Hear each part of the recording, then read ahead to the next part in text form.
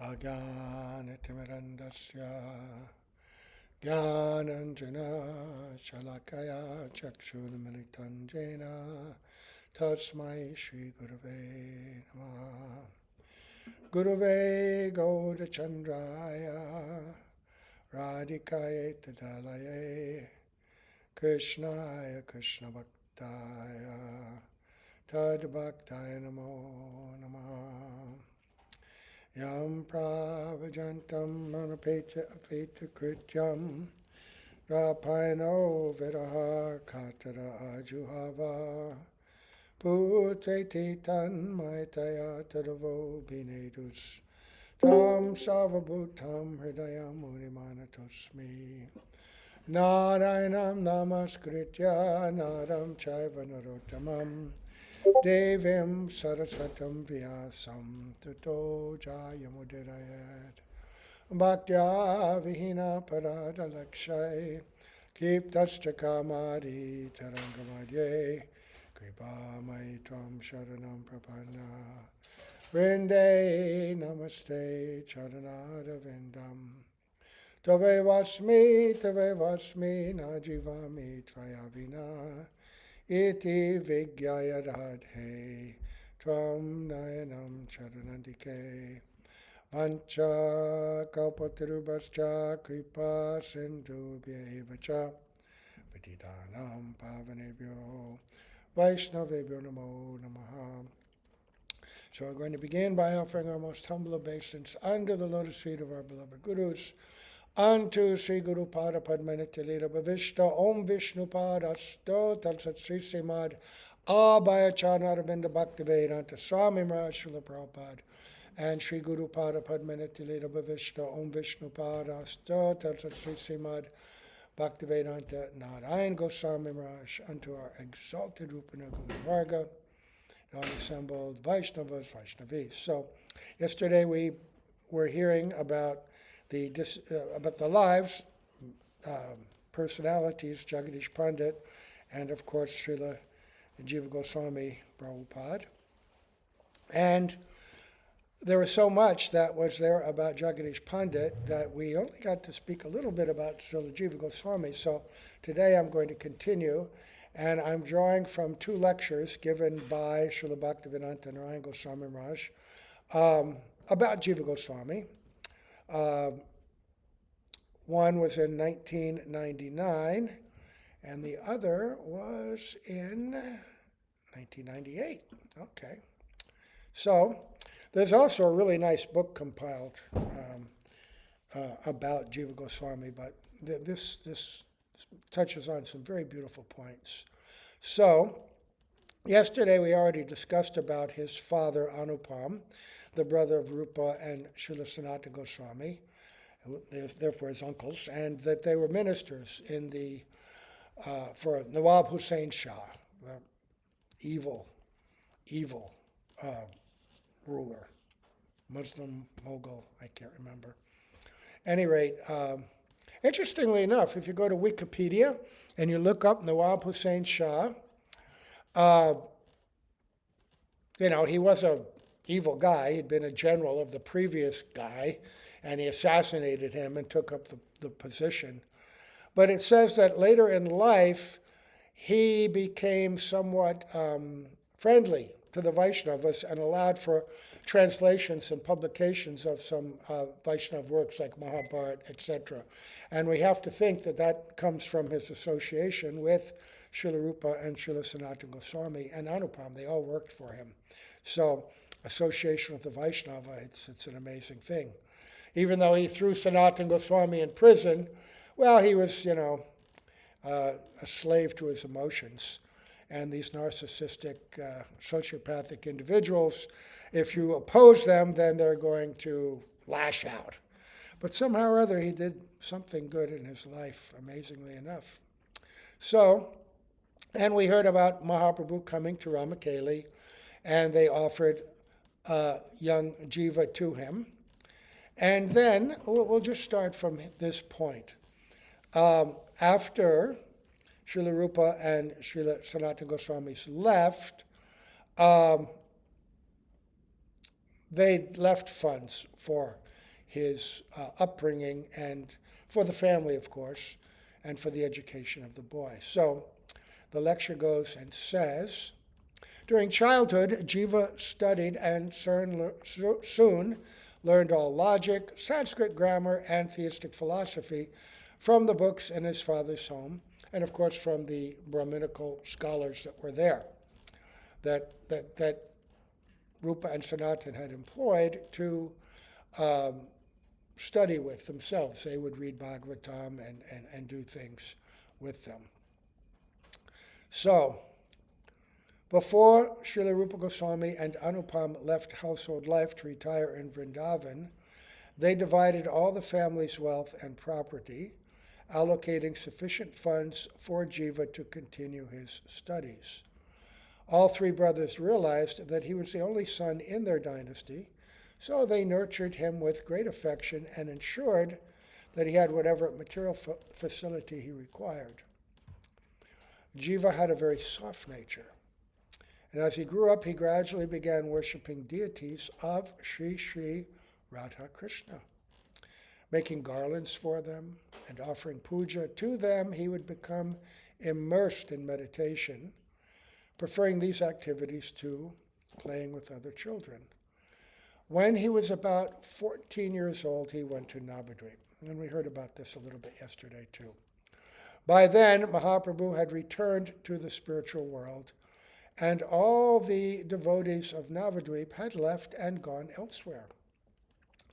Because Navadvip now brought them all great sadness, Srivas Pandit, Advaitacharya, and everyone else had left, and Navadvip was deserted, except for a few people, like Vishnupriya and a few. A few days before Jiva's arrival, Sri Nityananda Prabhu had arrived at Srivasangan from Kardaha. When Srila Jiva Goswami arrived, Nityananda Prabhu was very pleased to meet him. Nityananda Prabhu placed his feet on Jiva's head and said, "I came here just to meet with you. Otherwise, I would have stayed in Kardaha." He showed Jiva all the places of Mahaprabhu's pastimes in Navadvip, and then showed him great mercy by ordering him to go stay with Srila Rupa Goswami and Srila Sanatana Goswami in Vrindavan.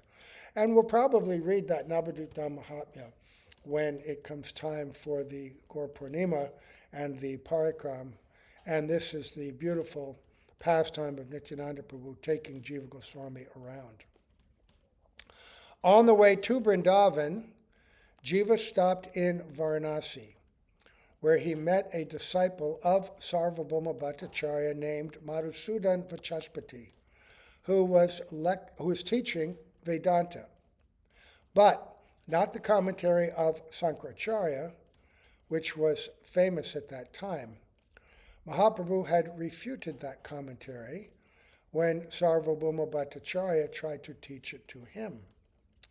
Madhusudan Vachaspati was a great scholar, and having studied and understood everything which Mahaprabhu had taught to Sarvabhauma Bhattacharya and Srila Rupa Goswami and Sanatana Goswami,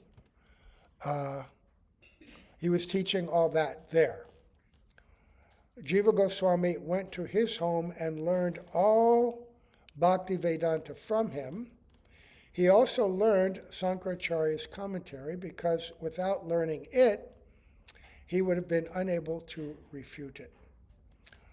After studying all of this and fully understanding it, he proceeded to Vrindavan. There in Vrindavan, Sanatana Goswami placed him in the care of Rupa Goswami, and he stayed near Rupa Goswami's hut at the Radha Damodar temple. Right, Anupam had already left this world, the actual father, the physical father of Jiva Goswami. Interestingly, his father was a Ram Bhakta, and he also had great love for Mahaprabhu. And Rupa and Sanatana Goswamis had tried to convert Anupam in a sense. That what was this attraction to Sri Ram? Was it because of previous samskars, or was this eternal mood, this Daibhav? So they spoke to him as, what they had taken from Mahaprabhu. And philosophically, from the position of tattva, he could appreciate this. And he tried, but he could not give up Lord Ram, right? Could not give him up. And he went weeping back to his brothers and told them that, and they embraced him. And they had no hard feelings or anything, because once Sthai Bhav, it's there. This is one's relationship with the Lord, like Hanuman, like Maury Gupta, who is Hanuman. He also, even with the encouragement of Mahaprabhu to try to develop attachment for Krishna in Vrindavan, he also could not do it. And he went back to Mahaprabhu and said, "My Lord, you're my life and soul. Your order is everything to me. I would give up my life for your order," right? But also, my attachment to Raghupati, Sri Ram, is unshakable. There's nothing I can do. I can't give him up. And now I am torn between two things, between my devotion to Lord Ram and your order for me to worship Radha and Krishna. And I can't reconcile. I'm going to give up my life. And Mahaprabhu was so appreciative of his devotion to Lord Ram, who is Mahaprabhu. This is his own expansion, that he embraced him and said, "Of course you can't give him up. You are actually Hanuman himself. This is your eternal relationship." And so he was very, very pleased with that. So, and also we should take lessons from these things, that our goal is never to dissuade someone from their Sthai Bhav, from their eternal position. There are 4 sampradayas that teach Vaishnava philosophy from different perspectives. And even in the Madhva Sampradaya, it's somewhat different than what Mahaprabhu's Sampradaya is, even though Mahaprabhu is coming through that line. He offered the specialty. We call it the Gaudiya Vaishnava philosophy, or the Brahma, Madhva, Gaudiya Vaishnava philosophy. And the speciality of that he gave to Rupa and Sanatan and Raghunath Das. And so Jiva, he learned all the philosophies of all the sampradayas as well. He knew all the subtleties, the similarities, the differences, just as Bhaktisiddhanta Saraswati Prabhupada did. Actually, Bhaktisiddhanta Saraswati Prabhupada, until he appeared, there was no scholar who was comparable to Jiva Goswami. It said that Bhaktisiddhanta Saraswati Prabhupada was the first who you could compare in the depth of his, and the depth and the breadth of his learning to Jiva Goswami. And so Jiva Goswami, this Madhusudan Vachaspati, he was ordered to go to Varanasi, and he taught all the sannyasis, all the Shankara sannyasis, the commentaries of Shankaracharya, but those who had some eligibility, he was there to teach them the next step. Because within Shankara's commentary is the hidden message to worship Govinda. Bhaja Govinda, Bhaja Govinda, Bhaja Govinda, Mudab Mate. He states that in his own bhasyas. What is the purpose of your logic and your grammar and your rhetoric? At the end of life, simply worship Govinda. But this, of course, is not understood by the vast majority of his followers, because he was instructed, he's actually Lord Shiva, incarnation of Lord Shiva, instructed to lead impersonalists, people who are inclined to impersonalism, people who are inclined toward that envious mentality, away from the association of Vaishnavas. Because if they associate with Vaishnavas, they'll learn very quickly that simply by performing an abbas of bhakti, chanting an abbas of the holy name, I can easily get impersonal liberation. And so they would come and pollute the bhakti line. So they're given their own special place. So Jiva learned all of that under this Madhusudan Vachaspati, was like the chief disciple of Sarvabhauma Bhattacharya. Right? And so he would teach all the sannyasis, but some would be given that special teaching if they had the eligibility or inclination, right? So, Jiva Goswami went there. After studying all of this and fully understanding it, he proceeded to Vrindavan, and there in Vrindavan, Sanatana Goswami placed him in the care of Rupa Goswami, and he stayed near Rupa Goswami's hut at the Radha Damodar temple. So, Rupa Goswami would read everything he was writing to Jiva Goswami. One day, while they were in the midst of reading together, an effulgent elderly Brahmana arrived there. This was most likely, judging from his age and his scholarship, Sri Balabhacharya, who knew Rupa Goswami from the time Mahaprabhu was in Prayag. Right, they had some previous meeting. He was approximately the same age as Sri Advaitacharya. So Rupa Goswami would have been the appropriate age to have been his son. He asked Rupa, what are you writing these days? Hesitating a little, Srila Rupa Goswami replied, I am writing a book entitled Bhakti Rasamrita Sindhu. Balabhacharya then picked up the book and turning the pages, he said, very good. I will look through it and correct any errors. Right? So he was a greatly respected scholar. His sons also they were of the age of Rupa and Sanatan, and one of them was very close to Rupa and Sanatan, and they actually turned the deity of Gopal, the deity found by Madhavendra Puri, over to the care of Vitalacharya. Vallabhacharya's line was actually more inclined, it's called Prishti Marg, it's more inclined towards Vatsalya Bhav, not Madhurya. But his son was very close and very inclined towards understanding and embracing the moods of Madhurya Ras, service to Srimati Radhika.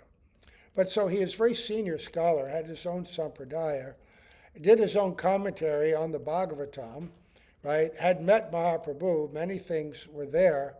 And so it wasn't out of line for him to say that from the position of ordinary etiquette. It's just that he didn't really understand the position of Rupa Goswami. Otherwise, age has nothing to do with who should be given respect and who should not. In general society, it does. And even amongst Vaishnavas, a lesser Vaishnava, a more advanced Vaishnava, if he's of lesser age, will always show respect to an older Vaishnava. But to say that he's going to correct Rupa Goswami's book, that is a big leap. But he didn't know. His intentions were good. But at that time, Jiva Goswami was fanning Rupa Goswami with a leaf from the tal tree. But when he heard Vallabhacharya say this, he felt disturbed. According to him, his Gurudev was being criticized. And a disciple can never handle that. And of course, Jiva Goswami was fully conversant with the position of Sri Rup, not just in this world as the head of all the Vaishnavas in Vrindavan, but also as Rupa Manjari. He served him internally as well. So, later, when he went to the river to fetch water, he met Balabhacharya, who was just finishing his midday bath. Jiva Goswami said, Gosai, you said before that you would proofread the Bhakti Rasamrita Sindhu, which Rupa Goswami is writing. If you have found any errors, precisely what are they? Balabhacharya replied, how can you understand, child? Have you studied Sanskrit grammar? And Jiva says, yes, a little. Of course, he knew it all, inside and out. Later, he even wrote a grammar, similar to what Mahaprabhu had taught in Navadvip after he displayed his devotional sentiments. He showed how all the grammar books, all study of grammar, even logic and rhetoric, every word, every sentence relates to Krishna. So Jiva Goswami was on that level. He had received the full mercy of Nityananda Prabhu as well, Akhanda Guru Tattva, right? So that same Nityananda Prabhu who had blessed Vrindavan Das Thakur and Krishna's Kaviraj, right? He was completely empowered and knowledgeable. But he was humble. Yes, I know a little. Then what could you possibly understand? Still, he replies, please just show me any errors you have detected. When Vallabhacharya showed him an apparent error, a fierce debate commenced between them. Eventually, Jiva Goswami established the point so convincingly that Vallabhacharya could neither refute it nor give any answer. I think that's going to be described in the next lecture, so I won't talk about it now, but basically it's about Rupa Goswami in Bhakti Samrita Sindhu saying that one has to beware of the witch of the desire for liberation and material enjoyment. And he was upset with how can you call liberation a witch when it's described in all the scriptures as the goal of life. Right? Anyway, we'll see how that comes out. So, when Vallabhacharya returned to Rupa Goswami's hut, he asked, who was that boy who was fanning you? He is very intelligent and extremely learned in the scriptures. Very humbly and with folded hands, Rupa Goswami said, he is the son of my younger brother and is also my disciple. He does not know how to behave. He's the only initiated disciple of Rupa Goswami, actually. Rupa Goswami gave shiksha to so many, but he only initiated one disciple, Jiva. He does not know how to behave. No, he is a genius. And in the future, he will be very famous. So Vallabhacharya is defeated, but he's also Vaishnav. So he's humble, oh my. And he appreciated the points that Jiva made. So he was not disturbed, but he left. And when Jiva Goswami arrived with the water, Srila Rupa Goswami said to him, you are so intolerant that you quarrel with an elderly scholarly Brahmana who kindly proofread something for my own good? Your behavior is unacceptable. Leave now. Wow. Being obliged to obey his guru, Jiva Goswami left Vrindavan. Lokanath Das also chastised Narottam Das for something that appears insignificant, but there's always a lesson there. Very, very deep lesson. So, he went to the village of Bayagon to live in a cave infested with crocodiles. It's called a crocodile hole. If you ever watch a nature special, what crocodiles do on the side of the river, they'll dig a hole on the banks, right, just above the water line, and they'll lay all their eggs there. And they'll stay there or stay near there and guard those eggs until they hatch and all the little crocodiles come out. So this is an empty hole, but very dangerous, right? You never know. These territorial crocodiles, obviously many in the river. So he just used that cave to stay in. So, let's see. So for some days, he remained in the cave doing bhajan and crying, feeling bereft of his guru's affection. He stopped eating and even taking water. And within a short time, he became emaciated. So nobody knew where he'd gone, right? Sanatan, Rupa. And of course, they're feeling some separation, right? Maybe even some anxiety. After some time, Sanatana Goswami happened to visit that village as he was wandering around Braj. Sanatana would go all over Braj, and he made relationships with all the villagers. He would ask them about their families, about their farming, whatever it was, their daily affairs, and give them counsel, encouragement, and preach. But because he was so accessible and obviously concerned about them, they all developed deep attachment to him. He was their Baba, their favorite Baba, right? And they respected his knowledge and his renunciation. Remember, he was the prime minister for Nawab Hussain Shah. He was completely expert in all dealings between people, completely expert. So he's visiting that village. And then the local people came to him and said, Baba, we always considered you to be a great Bhajananandi, right? The best, right? But now there's a young boy who is even more of a Bhajananandi than you, and he's come to our village. Day and night, he calls out the names of Radha Krishna and weeps. We take him food, but he refuses it. And he never sleeps either. Day and night, he remains immersed in bhajan. We have never seen anything like it. Srila Sanatana Goswami was very intelligent. He could understand that this was Jiva. Oh, the missing Jiva, right? And he immediately went to him. Reunited, they both wept. And Sanatana Goswami saw him in this very emaciated, sickly condition. And he took him back to Vrindavan. And he put him nearby. Rupa did not know that he'd arrived with him. And he had him at a little distance. And then he went to Rupa Goswami. And he asked him, spoke a little differently in this lecture, but I've heard it this way also from Srila Gurudev. What is the nature and duty of a Vaishnava? He said, to be compassionate, kind to all jivas.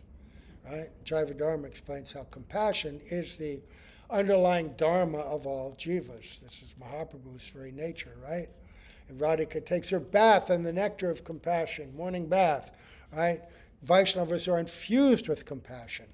So he said that, to show compassion to all jivas.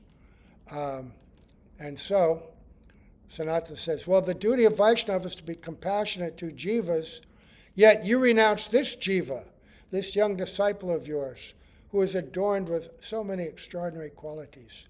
You should be merciful to jiva, but instead you banished him. This was a mistake and you should correct it. I am ordering you to quickly call him back. Rupa Goswami accepted Sanatana as he was his older brother, right?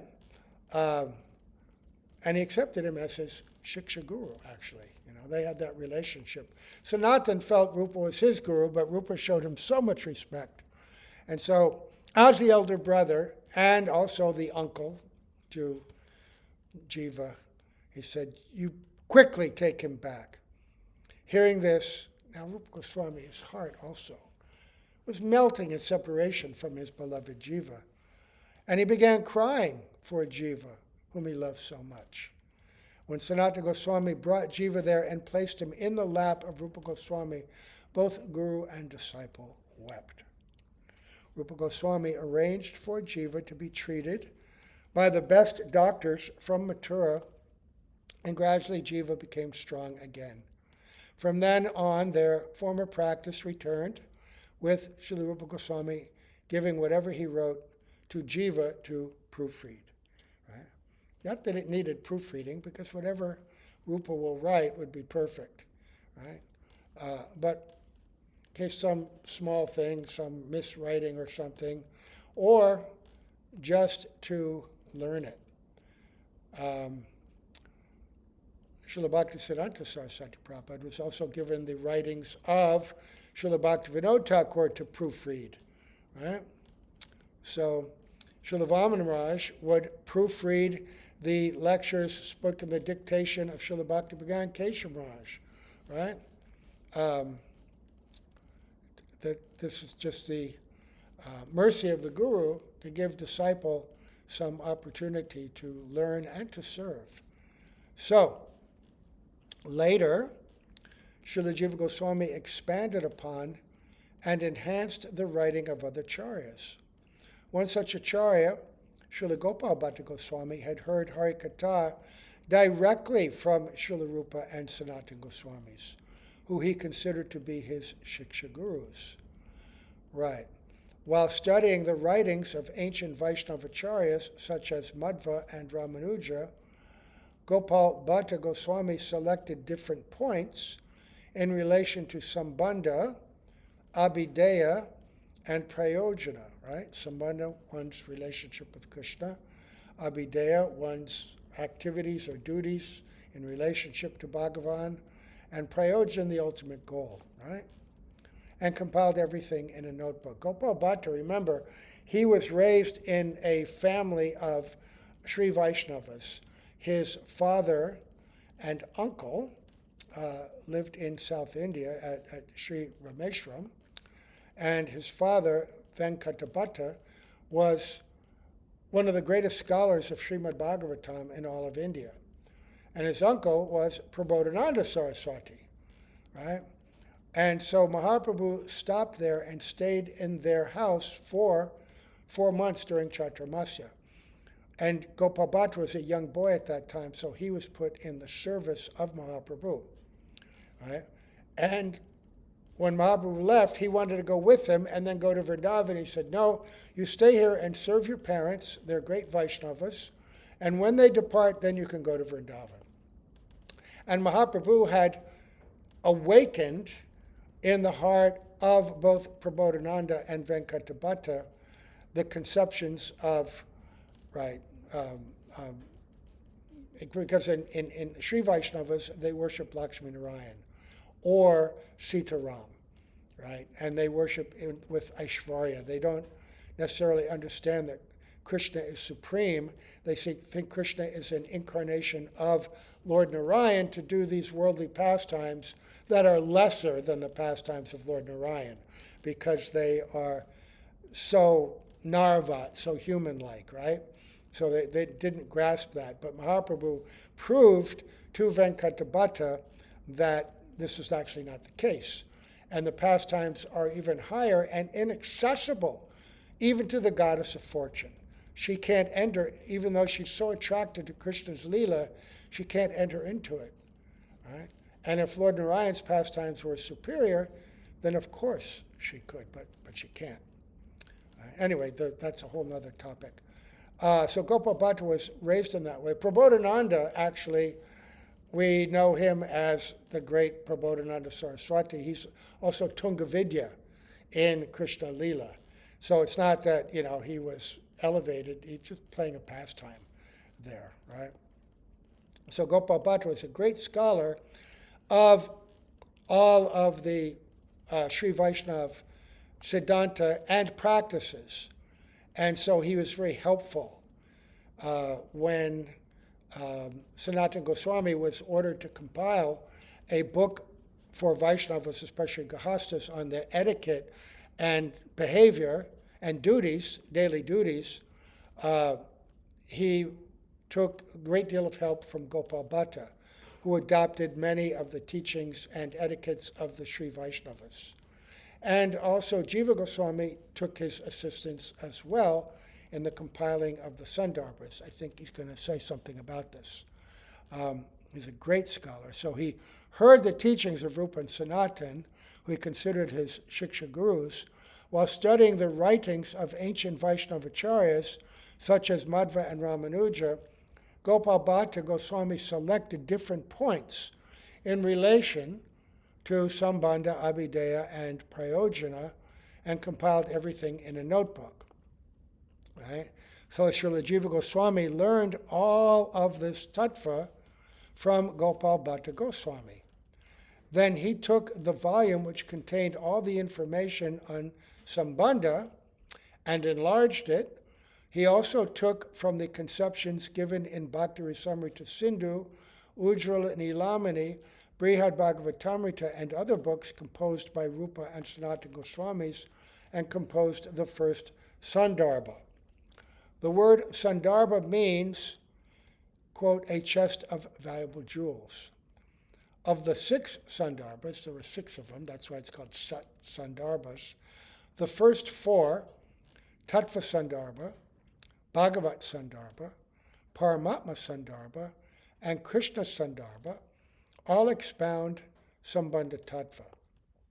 They include knowledge of the jiva, the illusory energy, and the objective of the jiva.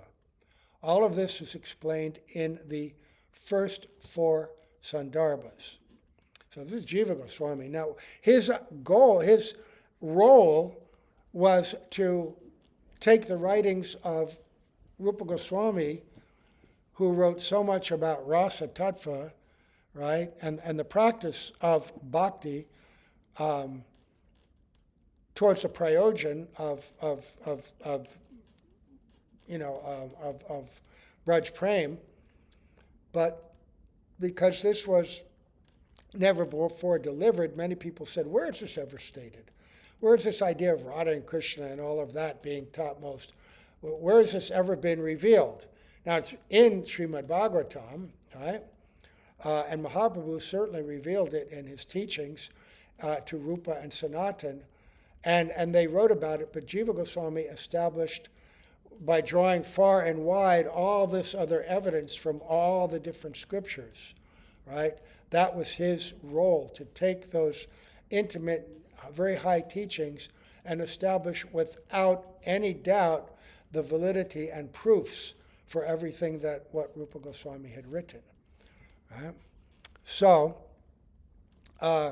in the Tattva Sandarbha, the conception of Praman, in other words, the body of evidence, and Prameya, evidence is given. What is the meaning of Praman? In any issue, whose words will we accept as authoritative? Suppose a young boy reports that a large fire has ravaged a holy place, and everything has been burned. An elderly gentleman, however, reports that a small fire started in a tea shop there, but was easily contained. From these conflicting stories, whose words will we accept as authoritative? Certainly the man's words are more authoritative because he is older and more mature than the boy. The conception of Praman, now this is also described very beautifully in Jiva Dharma. Bhaktivinoda Thakur, who taught Srila Bhaktisiddhanta Saraswati Prabhupada, who brought all of this and made it accessible to us in the modern age, because we don't have the background and the scholarship in Sanskrit and all of these conceptions.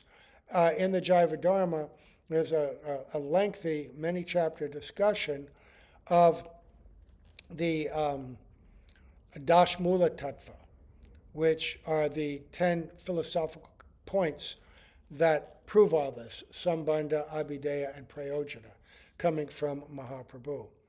Right? And Praman means the evidence. Srimad Bhagavatam, Pramanam Amalam, Prema Maharta Mahan, Vishwanath Chakravarti Thakur says, we accept Srimad Bhagavatam as the ultimate authority and Krishna Prem as the ultimate objective. And Bhaktivinoda Thakur translates that and makes that accessible to us. But this was first done by Srila Jiva Goswami with the assistance of Gopal Bhatta Goswami, on the order of Srila Rupa Goswami and Nityananda Prabhu, right? So, Praman. So, you have to find the proper Praman, the proper evidence. Let's see. The conception of Praman relates to many things. Different people may assert their beliefs that this world is real, their status as human beings or brahmanas is real, or that they are masters of their property. All this false identification and proprietorship causes so much fighting and quarreling. Another man will say, these things are all temporary, so do not bother fighting over them. Instead, do something for your soul and for the Supreme Personality of Godhead. These things are permanent. Which of these two opinions will we accept? Analyzing the relationships between the Supreme Lord, the Jiva, and the material existence, Srila Jiva Goswami explained where we should place our faith. He wrote that the Vedas are the sole authority and that any other so-called authority lacks credibility. That which we perceive with our limited senses and mind may be defective, but the words of the Vedas cannot be so. There's more here. I'm going to start this take up from here tomorrow, because this is all lengthy philosophical stuff, and when you record something, when people see philosophy for a long time, they just kind of glaze over a little bit, you know? So we're going to start fresh tomorrow. And okay, so we heard about Tattva Sandarbha, we'll hear about Bhagavat Sandarbha, just quick overviews, right? And then also we'll read that other lecture as well. It's the least we can do to learn something and to honor Srila Jiva Goswami Pad.